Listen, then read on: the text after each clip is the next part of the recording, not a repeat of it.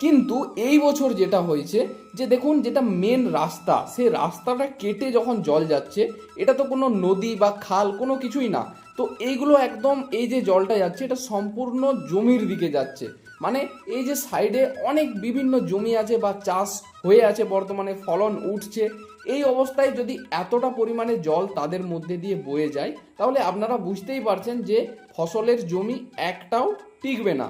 তো এগুলোর কথাও যদি আমি ছেড়ে দিই, এর থেকে যদি আরও অনেকটা উপরে উঠি, যেমন আমাদের যেগুলো ডাঙা জমি, এই যে এই ভিডিওটা যদি আপনারা ভালোভাবে দেখেন, এটা প্রায় মানে আমাদের যে নদী থাকে তার থেকে উপরের দিকে 3 থেকে 3.5 কিলোমিটার উঁচুতে অবস্থিত। তো এগুলো একদম বালি ডাঙা জমি। এইখানেও কি পরিমাণে বৃষ্টি হয়েছে এবং কতটা পরিমাণে জলের তীব্রতা ছিল, সেটা আপনারা ভিডিওটা দেখলেই বুঝতে পারবেন।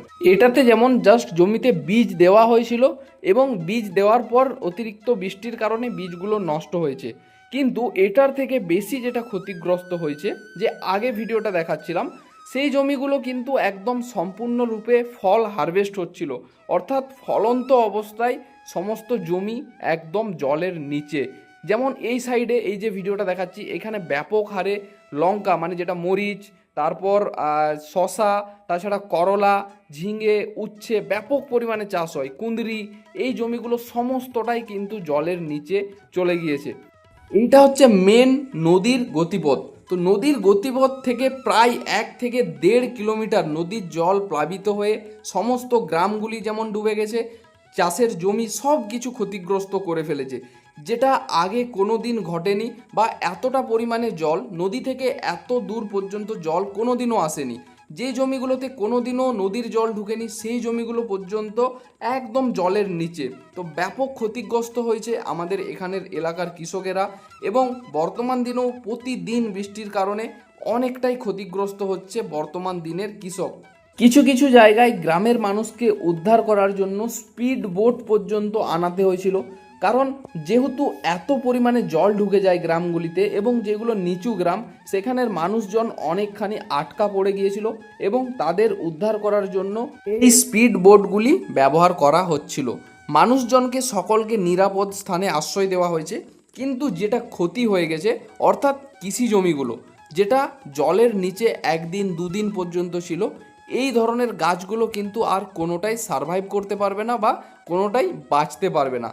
তার জন্য সমস্ত সবজি, মানে আমাদের এলাকার সমস্ত সবজি যেগুলো আগে চাষ হয়েছিল, যেগুলো ফল হারভেস্ট হচ্ছিল, সমস্তটাই নষ্ট হয়ে গিয়েছে।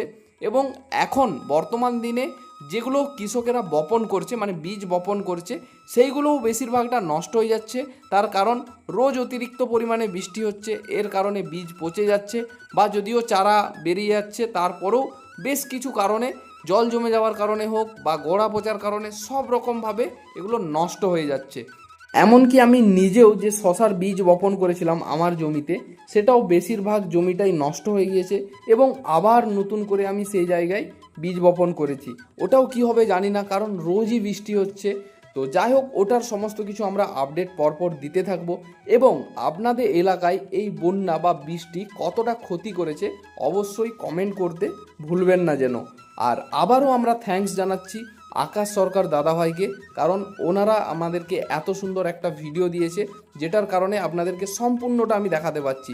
এখান থেকে যদি ভালোভাবে লক্ষ্য করেন, একদম সম্পূর্ণভাবে আপনারা দেখতে পাবেন যে চাষের জমিগুলো কিভাবে জলের নিচে তলিয়ে গেছে, বা নদীটা কীরকম, নদীটার গতিপথ কোন দিকে যাচ্ছে, কোন দিক থেকে গ্রামের দিকে জলটা ঢুকেছে, সমস্ত কিছু ওনার ভিডিওর মাধ্যমেই কিন্তু ক্যাপচার হয়েছে। তো দাদাভাইকে অসংখ্য ধন্যবাদ, এবং আপনাদেরকেও অনেক ধন্যবাদ ভিডিওটি শেষ পর্যন্ত দেখার জন্য।